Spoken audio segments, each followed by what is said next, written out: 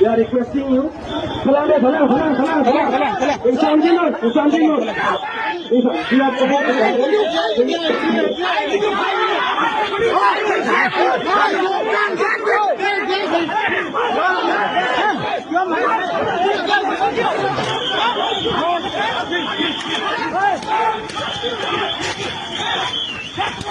সমষ্টিত তাৰমানে main voters আছে বিহাৰী লোক এই হেতুকে বিহাৰী লোকক যদি ইভিকশ্যন কৰে তেতিয়াহ'লে ভোট নাপাব সেইটো কথা লৈ এতিয়ালৈকে মানে ইভিকশ্যন কৰিবলৈ সাহস নাপালে বিজেপিয়ে কাৰ্বি চিনি গো বেকৰ দৰে শ্লোগান দিবলৈ সাহস কৰিছে মেজৰিটিৰ খেলা না মেজৰিটিৰ খেলা তাৰমানে এতিয়া আমাৰ ইয়াত কপিল সমষ্টিত এওঁলোকে বুজি পালে যে এতিয়া বিহাৰী ইয়াত মেজৰিটি গতিকে সাহসটো পাই গ'ল যে কাৰ্বি চাইনিজ গো বেক বুলি এটা ইয়াত মাতিলে এতিয়া কালি ভিতৰত আপোনাৰ বোকাজানত বা বকলিয়াটো সেইটো মাত আহিব যে কাৰ্বি চাইনিজ গো বেক সেইটো ক'ব খিলঞ্জীয়া গো বেক সেইটো মাতিব কাৰণ মেজৰিটিৰ খেলা আৰু কোনো উপায় নাই আমাৰ অৱস্থা ইমান পৰ্যায়লৈকে পাইছে যে আমাৰ ইয়াত অকল মাটিহে ইয়াত নষ্ট হয় আমাৰ ইয়াত ইলেক্টেড মেম্বাৰে পৱন কুমাৰ যিয়ে বিহাৰৰ পৰা ইয়াত নামি আহিছে এইজন মানুহে আমাৰ ইলেক্টেড মেম্বাৰ তাৰমানে ইয়াত খিলঞ্জীয়া সকলেহে ইয়াতে পৱন কুমাৰৰ ওচৰত যাব লাগিব এই ছাৰ আমাক মাতি দিয়ক আমাৰ চাকৰি দিয়ক সেই আমাৰ ইমান অৱস্থা বেয়া হৈ গ'ল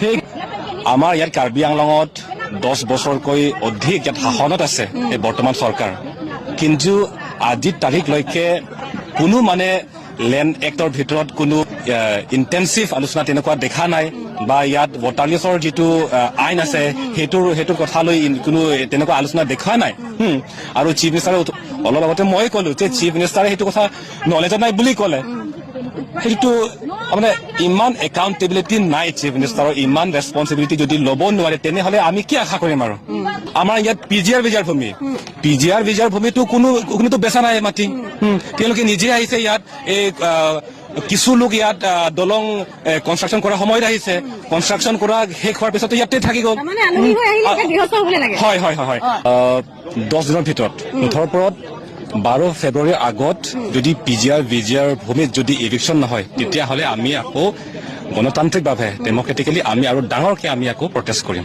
নো এভিকশ্যন নো ৰেষ্ট যদি আমি ক'বলৈ যাওঁ যে বৰ্তমান তাৰিখত খেৰণিত কি হৈছে তেওঁলোকে এটা সিদ্ধান্ত লৈছে যেতিয়া যি দিন পৰ্যন্ত উচিত নহ'ব সেইদিন পৰ্যন্ত তেওঁলোকে হাৰ নেমানে জিৰণি নলয় সেইদিন পৰ্যন্ত চলি থাকিব প্ৰতিবাদ মই আপোনাৰ ওচৰলৈ আহিব বিচাৰিছো বহুত প্ৰতিবাদ দেখিলো আমি তাৰপিছতে আলোচনা দেখিলো তাৰপিছতে ইয়াত আজি সকলোৱে একত্ৰিত হৈ আপোনালোকৰ সমাজৰ লগত কথা পাতিলে কি সিদ্ধান্ত হ'ল সিদ্ধান্ত আমি এইটো লৈছো একদম মই চিধাকে ক'ম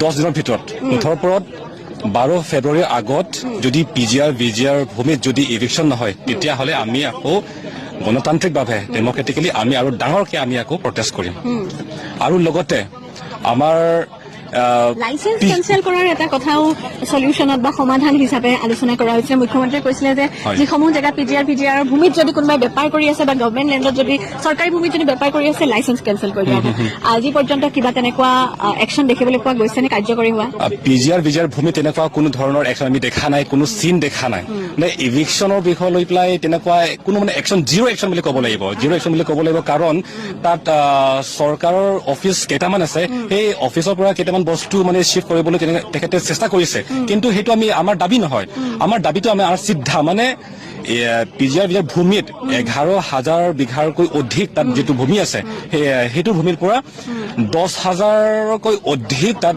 অবৈধভাৱে বেদখলকাৰী আছে এই সকলক ইভিকশ্যন কৰক আপোনালোকে সেইটোৱে মূল কথা এই ফেন্সিং লগাব বা ট্ৰেডিং লাইচেন্স পাব সেইবিলাকতো এক্সকিউজ বুলি ক'ব লাগিব নে মুঠৰ ওপৰত একদম সিদ্ধা কথা ইভিকশ্যন কৰক আপোনালোকে তাতে যিটো 10,000কৈ অধিক যিবিলাকে বেদখলকাৰী আছে এই সকলক আপোনালোকে ইভিকশ্যন কৰক আৰু ইভিকশ্যন কৰাৰ পাছত সেইটো হ'ব নালাগে যে আপোনালোকে বেলেগ মানে কাৰ্বি আংলঙৰ কোনোবা এইবিলাক ঠাইত আপোনালোকে বাটি দিলে সেইটো নহ'ব আপোনালোকে মুঠৰ ওপৰত কাৰ্বি আংলঙৰ পৰা বাহিৰত মানে আপোনালোকে শিফ্ট কৰক অসমৰ পৰা বাহিৰত আপোনালোকে শিফ্ট কৰক কিন্তু যাতে যেন আমাৰ ইয়াত ট্ৰাইবেল এৰিয়া বা অসমত দিগদাৰ নহয় সেইটোকে আপোনাৰ ব্যৱস্থা লওক সেইটোৱে কিয় এই পৰ্যন্ত কোনো ধৰণৰ কাৰ্যকৰী হোৱা দেখা নাই বুলি ভাবে কাৰণ আলোচনা হৈ গ'ল আলোচনা কৰাৰ পিছতে সকলো অলপ শান্ত হোৱা আমি দেখিলো আমিও বিচাৰিছো সদায় কাৰ্বি আংলং অসমখন শান্ত হৈ থাকক কিন্তু নিজৰ দাবীবোৰ যেতিয়া যি দিন পৰ্যন্ত পূৰণ নহ'ব সেইদিন পৰ্যন্ততো মনৰ জুইকুৰা জ্বলি থাকিব গতিকে আলোচনা কৰি সেইখিনিকে শান্ত কৰিবলৈ চেষ্টা কৰা হ'ল নেকি কিয় এই পৰ্যন্ত একো কাৰ্যকৰী কৰা নাই কিবা ভোটৰ অংক আছে নি, যিটো নিৰ্বাচনো আছে কিন্তু সন্মুখত?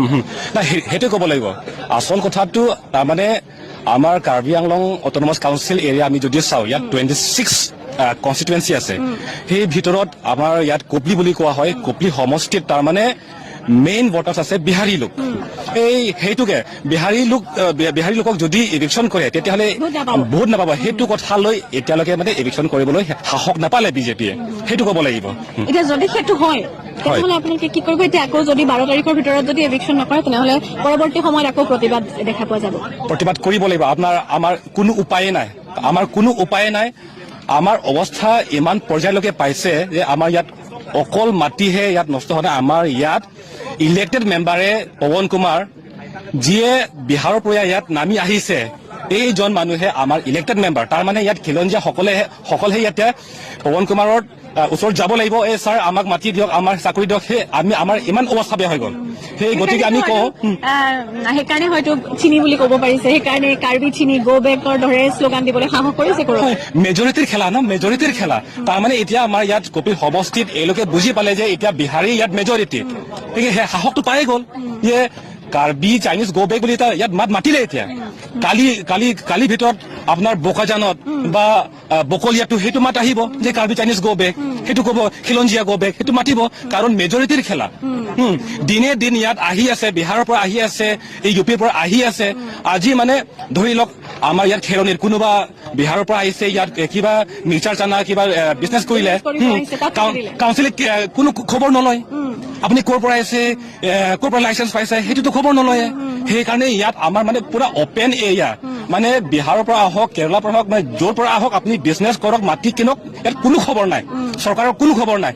সেই কথা লৈহে মানে আমাৰ ইয়াত ইমান অৱস্থা বেয়ালৈকে পাইছে, সেইটো কথা। মুখ্যমন্ত্ৰী আৰু এটা কথা কৈ থাকে যে CM গৰাকীও কিন্তু এভিকশ্যন বিচাৰি আছে বুলি কয়। গতিকে তুলিৰাম ৰংহাঙে যদি ইমান বিচাৰি আছে, ইমান সময় কিয় লাগিলে? আপোনালোকে ইমান ডাঙৰ এটা প্ৰতিবাদৰ সৃষ্টি কৰিবলগীয়া হৈছে নিজৰ দাবীখিনি বিচাৰি পেলাই, অথচ কিন্তু এখন স্বায়ত্তশাসিত পৰিষদৰ ভিতৰত নিৰ্দিষ্ট এজন CEM আছে, তেখেতৰ দায়িত্ব আছে। বহুত প্ৰতিবাদ দেখিছো, ইয়াতে আমি তুলিৰাম ৰংহাঙৰ ঘৰ পৰ্যন্ত অগ্নিসংযোগ কৰি দিয়া আমি দেখিছো। গতিকে তেখেতৰ সংক্ৰান্তত কি ক'ব? এই পৰ্যায় কেনেকৈ পালেহি?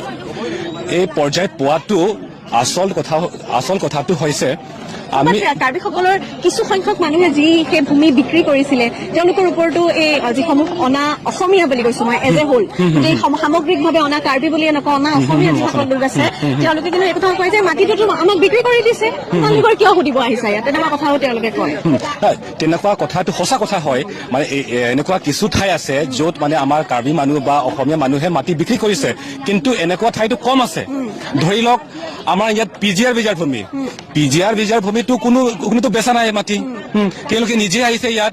এই কিছু লোক ইয়াত দলং কনষ্ট্ৰাকশ্যন কৰাৰ সময়ত আহিছে, কনষ্ট্ৰাকশ্যন কৰা শেষ হোৱাৰ পিছতো ইয়াতে থাকি গ'ল। হয়।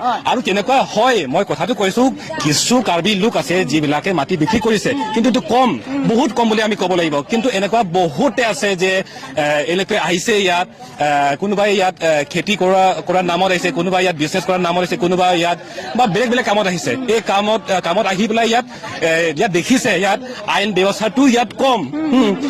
কাউন্সিলৰ যিটো দায়িত্ব আছে, মনি নিদিয়ে। ট্ৰাইবেল এৰিয়া কেনেকে সুৰক্ষা কৰিব লাগে সেইটো আইন আছে, কিন্তু সেই আইন কাউন্সিলটো আজিলৈকে চোৱাই নাই।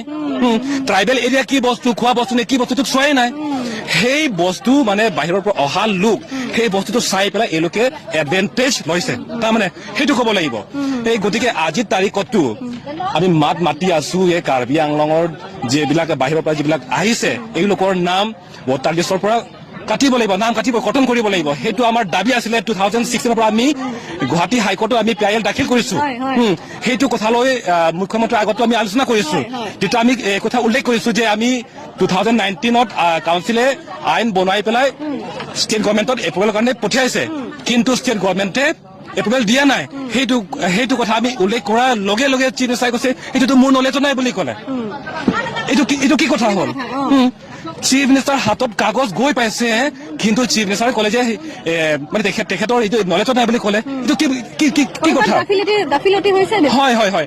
আৰু যেতিয়া ট্ৰাইপাৰ্টাইট টক্স হৈছিলে 26 ডিচেম্বৰ 2025, তেতিয়া মানে আৰম্ভণিৰে পৰা চিফ মিনিষ্টাৰৰ যিটো ষ্টেটমেণ্ট এনেকুৱা ওলাইছে যে চৰকাৰে বাংলাদেশীক মানে ইভিকশ্যন কৰিবলৈ চেষ্টা কৰি আছে, কিন্তু আপোনালোকে ভাৰতীয় নাগৰিকক ইভিকশ্যন কৰিবলৈ দাবী কৰি আছে বোলে। আমাক সেইটো কথা কৈছে। এইটো কি কথা হ'ল? 6 শিডিউল এৰিয়া হয়, ট্ৰাইবেল এৰিয়া হয়, আৰু আমাৰ কনষ্টিটিউশ্যনে এইটো আমাক ৰাইট দিছে। কনষ্টিটিউশ্যনে এইটো কথা মেনশ্যন কৰিছে যে ফাণ্ডামেণ্টেল ৰাইটছ আছে ইণ্ডিয়ান চিটিজেনছৰ, যে ইণ্ডিয়ান চিটিজেন যদি হয় তেওঁলোকে মানে all India freedom of movement আছে, কিন্তু ট্ৰাইবেল এৰিয়াত মানে এই ৰেষ্ট্ৰিকশ্যন আছে বুলি ইণ্ডিয়ান কনষ্টিটিউশ্যনতো স্পষ্টভাৱে এইটো লিখা আছে। আৰু সেই সমস্যাটোত আচলতে কেৱল কাৰ্বি আংলং নহয়, বৰ দুখেৰে ক'বলগীয়া হৈছে যে এই সমস্যাটো অসমৰ বিভিন্ন প্ৰান্তত 6 শিডিউল এৰিয়াতটো হ'বই নালাগে, তাৰ উপৰি যিসমূহ 6 শিডিউল নথকা যিসমূহ এলেকা, তিনচুকীয়া, ডিব্ৰুগড় আৰু আন গোলাঘাটৰ পৰ্যন্ত এতিয়া আমি দেখিছো তেনেধৰণৰ ইমান বেছি ব্যৱসায়িক কামৰ কাৰণে আহি তাতে মাটি বাৰী কিনি তেওঁলোক তাতে বহি গৈছে, অথচ কিন্তু কৰিবলৈ অসমীয়া হাতত বৰ বিশেষ নাই। গতিকে 6 শিডিউল এৰিয়াটো যদি হৈ যায় তাৰপিছত আৰু ক'বলগীয়া একোৱে নাথাকে। আৰু এটা হিপক্ৰেচি কথা আছে। হিপক্ৰেচি কথা আমি যদি কওঁ, জাতি মাটি ভেটি কথাটো মাতি আহিছে আমাৰ চৰকাৰে, কিন্তু মানে আমাৰ ইয়াত কাৰ্বি আংলঙত 10 বছৰকৈ অধিক ইয়াত শাসনত আছে এই বৰ্তমান চৰকাৰ, কিন্তু আজিৰ তাৰিখলৈকে কোনো মানে লেণ্ড এক্টৰ ভিতৰত কোনো তেনেকুৱা ইণ্টেনচিভ আলোচনা তেনেকুৱা দেখা নাই, বা ইয়াত ৱাটাৰলেছৰ যিটো আইন আছে সেইটোৰ কথালৈ কোনো তেনেকুৱা আলোচনা দেখা নাই। আৰু চিফ মিনিষ্টাৰে অলপ আগতে মই ক'লো যে চিফ মিনিষ্টাৰে সেইটো কথা নলেজ নাই বুলি ক'লে। সেইটোতো মানে ইমান একাউণ্টেবিলিটি নাই চিফ মিনিষ্টাৰৰ, ইমান ৰেছপনচিবিলিটি যদি ল'ব নোৱাৰে তেনেহ'লে আমি কি আশা কৰিম আৰু সেইটো কথা। তেখেতকো এই সমাধানখিনিৰ কথা আপোনালোকৰ দাবীসমূহৰ কথা আকৌ জনোৱা হ'ব। কি ক'লে? তেখেতকো মুখ্যমন্ত্ৰীকো আপোনালোকে আকৌ নিশ্চয় সাক্ষাৎ কৰি এইখিনি কথা জনাব। হয়। আজি আমি যিটো ডেডলাইন আমি যিটো দিছো সেইটো আমি কাগজ পত্ৰ আমি তৈয়াৰ কৰি আমি কাৰ্বি আংলং অট'নমাছ কাউন্সিল CMৰ হাতত আমি প্ৰদান কৰিম, আৰু লগতে আমাৰ চিফ মিনিষ্টাৰৰ হাততো আমি প্ৰদান কৰিম সেইটো।